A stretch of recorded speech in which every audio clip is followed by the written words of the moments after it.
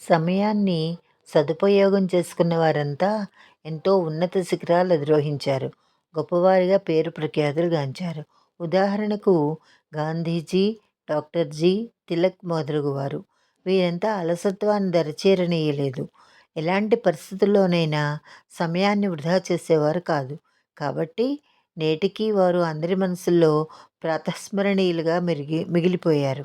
అలాంటి కోవకు చెందిన వారిలో ప్రముఖుడు, అగ్రగణ్యుడు డాక్టర్ బాబు రాజేంద్ర ప్రసాద్. డాక్టర్ బాబు రాజేంద్ర ప్రసాద్ స్వతంత్ర భారత తొలి రాష్ట్రపతి.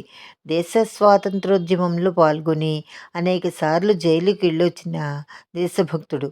భారత జాతీయ కాంగ్రెస్ అధ్యక్షునిగా ఉండడమే కాదు, రాజ్యాంగ నిర్మాణంలో కూడా ముఖ్య భూమికను పోషించిన మహనీయుడు.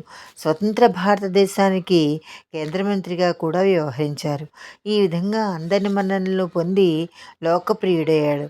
కాబట్టి అతన్ని బాబు లేదా దేశరత్న అని పిలిచేవారు. రాజేంద్ర ప్రసాద్ తండ్రి పేరు మహదేవ సహాయ్, తల్లి కమలేశ్వరీదేవి. రాజేంద్ర ప్రసాద్కు బాల్యం నుంచే సమయానుసారంగా పనులను చేసుకోవడం అలవాటు. సమయము భగవంతుడు ప్రాణికోటికి ప్రసాదించిన ఒక అమూల్యమైన వరము. ప్రసాదితమైన ఈ వరాన్ని కేవలం బుద్ధిమంతుడు మాత్రమే సద్వినియోగం చేసుకోగలడు. సోమరులు అలసత్వంతో సమయాన్ని వృధా చేస్తారు. కాలచక్రం ఎప్పుడూ తిరుగుతూనే ఉంటుంది. గడిచిపోయిన సమయం తిరిగి రాదు. కాలం చాలా విలువైనది.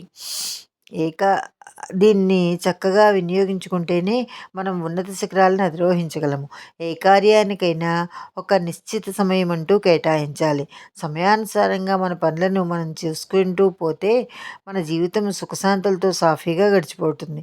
అలా చేయలేని వారు జీవితంలో ఎప్పుడూ వెనుకబడి ఉంటారు. మానసిక ప్రశాంతత కోల్పోతారు. వాళ్ళ జీవితం అస్తవ్యస్తంగా ఉంటుంది. కాబట్టి సమయానుసారంగా మన పనులు మనం పూర్తి చేసుకోవాలి. డాక్టర్ బాబు రాజేంద్ర ప్రసాద్ రాత్రి త్వరగా నిద్రపోయేవారు. తెల్లవారుజామున లేచేవారు. ముందస్తుగా లేచి తల్లికి కూడా మేలుకొల్పేవాడు. ఇంటి పనులు చేస్తూ మళ్ళీ చక్కగా చదువుకునేవాడు. ఈ విధంగా ఇంటి పనికి, తన చదువుకు సమానంగా సమయాన్ని కేటాయిస్తూ అన్ని రంగాల్లోనూ తనదైన గొప్పతనాన్ని చాటిన మహనీయుడు డాక్టర్ బాబు రాజేంద్ర ప్రసాద్. విద్యార్థి దశలో సమయానికి మరింత ఎక్కువ ప్రాధాన్యత ఉంది. వారు తమ జీవిత లక్ష్యాన్ని సాధించాలి అంటే, పరీక్షల్లో ఉత్తీర్ణులు కావాలంటే మొదటి నుంచి చదవడం మొదలుపెట్టాలి. లేకపోతే పరీక్షా సమయంలో భయానికి లోనవుతారు, ఆందోళనకు గురవుతారు. కాబట్టి ముందు నుండే ప్రణాళికాబద్ధంగా పనులు చేసుకుంటూ ఉంటే విజయం మన సొంతం అవుతుంది.